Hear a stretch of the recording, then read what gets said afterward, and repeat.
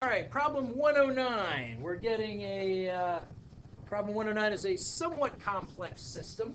We have a lot of things to think about, but we can still treat it the system way, straighten out the system, right? Because the forces acting across the system boundary are pretty easy to identify. All right, so what I'm going to do is I'm just going to draw, this is M2, and I'm going to draw it slightly bigger, and you'll see why in a second. And here's M1, and here's M3. And what are these strings in here? Aren't these exerting forces on each other? So what do we have to do what do we have to do about considering those in terms of the acceleration of the system? I'll give you a hint. It starts with nothing. Right. Why do we have to think about those? They are not because they're equal. No, in fact, they're not going to be equal. Because it's a system. And those forces are internal to the system. That is correct. All right, the fact that they act within the system means we don't have to worry about them when we are evaluating the acceleration of the system. All right, so we have a force that is acting this way, and it's purple because it's from the purple box. What is that? What's that force in that direction? M3G. And what is mass of 3? What is mass 3? 25 kilograms? All right, and what do we have acting in this direction? M1G, which is 10 kilograms? All right, thank you. All right, so we got M1G acting that way. All right, so M3G, M1G, so the difference between them is what we're going to be dealing with, but we'll just talk about that in a second. Because we have one other force that we need to think about. Friction, and where does friction act? It acts on M2. It's the surface where M2 and the tabletop meet. Okay? So it's going to resist the motion of M2 relative to the table, which we consider to be at rest with respect to the frame of reference. So it's going to resist motion relative to the frame of reference. Okay? All right. So that act, what direction is that going to act, by the way? It's going to act in the direction of M30. All right. Well, M1 this is 10 kilograms, right? Oh, wait. Are you saying that mu or friction? Well, mu doesn't have a direction. It's not a force. The frictional force is going to act in the direction opposite that the motion would occur in its absence. Oh, yeah. Okay? So what direction would it act in the absence? It would act in the direction of the greater force. M3 is 25 kilograms. So it would be 25G, 10G here. Got it? All right, so we're going to have friction. I'm going to draw that in, acting like this. And I did that so I could show that it acts across the system boundary. Is it going to be static or kinetic friction? We actually don't know yet. We don't know if it's moving. We don't know if there's enough of difference of force acting on either end of this straightened out system to overcome friction. Understand what I mean? If the net force is less than the maximum possible static friction force. Alex? So it actually says that it's a coefficient of kinetic friction. Okay, if it says kinetic friction, I guess then we can figure that it's going to be in motion. We would be able to determine that based on the numbers we're given. At any rate, we'll just leave it as an F, and we know that we'll just use the coefficient of friction that we're given. Yes, Thomas? Are you filming this? Yeah. Or recording this? I thought I was. Yeah, he is. I am. Oh, okay. Okay. All right. Minimize. All right. So now, those are the forces that are acting. All right. So we're asked probably for the acceleration. Are we asked for the tension in each string? All right. Figure it out while we do the rest of this problem. Yes. All right. All right. Now, do you expect them to be the same? No. Good. All right.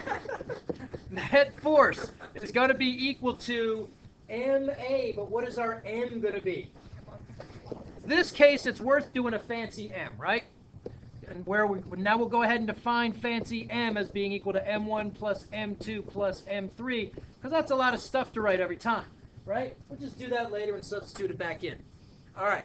So net force is equal to MA. Net force is equal to, what do we have acting in the positive direction? We don't have a positive direction. Whoop, now we do.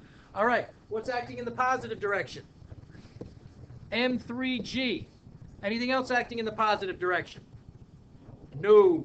All right, minus the sum of all the things that are acting in the negative direction. All right, we've got M1G plus friction. Got it? So now the acceleration is just going to be equal to net force. Well, let's just do the whole big thing and then we'll do it. All right, so, we don't want that. All right, we got. All right, we got big M A is equal to M3G minus M1G plus frictional force. All right, so now we got acceleration is equal to M3G minus M1G plus F all over fancy M. Now, we only got one more thing to figure out before we can plug numbers in, because we've got values for M3, we know what G is, we have M1, we know G, we know fancy M is the sum of all the masses. So now what are we going to do for frictional force? That's the only thing we got to unravel. Okay? So, acceleration. Now, let's do this in a legitimate way. Whereas the friction is acting on block M2, right? So what's acting on block M2? We got T1, we got T2, we got normal force, we got M2G acting downward. So we know that this thing is going to accelerate in the x direction, right? It's going to have motion in the x direction. It's constrained to move that way. We can figure out, it meets the three conditions where normal force is just going to be equal to mg, right? It's a horizontal surface. There's no acceleration in the y direction, and those are the only two forces acting on it in the y direction. All right? So it's just going to be m2g for normal force, right? So now we go. Acceleration is equal to m3g minus m1g plus, what do we have here for friction? Mu times normal force is going to be equal to m2g.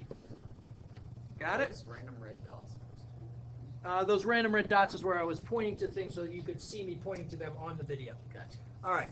And that's all going to be over. Fancy M. All right, so now we can pull a G out of all that if we want to. Probably should. All right, so now we say A is equal to G times the quantity M3 minus, wow, M1 plus mu M2. All over. Now we'll go ahead and say M1 plus M2 plus M3, substituting it back in, because we're going to put the numbers in. So now our acceleration is going to be equal to 9.8 meters per second squared times, what's M3? 25 what? Kilograms. Minus M1, that was one on the left, that's 10 kilograms, right? Plus mu was 0.10 times 80 kilograms, I believe. Close that one, close that one, close that one. All over 25 and 10, 35, 80, 115 kilograms. All right? So now, let's take a look at this dimensionally. When we get a complicated expression, it helps to look at it. What do we have? Kilograms on the bottom are going to cancel out all these kilograms up here. So what do we end up with? Meters per second squared. All right. So we have acceleration is equal to 9.8 meters per second squared times 25. 10 plus 8 is 18, so this gives us 7, right? All over 115. What's the acceleration of the system going to be? By the way, before you crunch that number, do you expect it to be a relatively large number or a relatively small number? I would think it'd be pretty small, right? Because there's not much of an imbalance between the forces on either side, and you've got friction acting on a really massive block. 80 kilograms is a lot. It's almost 200 pounds. Okay? So it's going to be, the friction is acting on that, and plus it adds that much inertia to the system.